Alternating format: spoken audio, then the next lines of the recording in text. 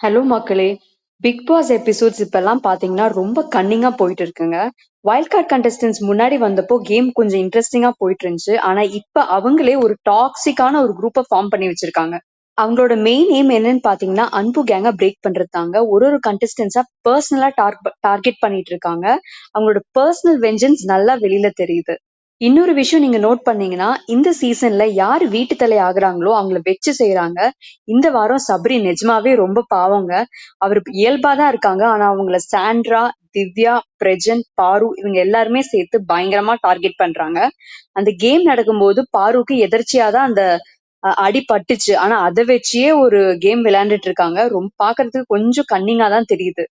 ஒண்ணுமில்லாத ஒரு விஷயத்த கொண்டு வந்து ஒரு டிராமா பண்ணி சீன் கிரியேட் பண்ணி அழுக வச்சு கத்திக்கிட்டே இருக்காங்க. திவ்யா எல்லாம் ஃபர்ஸ்ட் நாங்க எல்லாருமே கத்துறீங்கன்னு அக்யூஸ் பண்ணாங்க. ஆனா இப்ப அவங்கதான் கான்ஸ்டன்டா கத்திட்டே இருக்காங்க.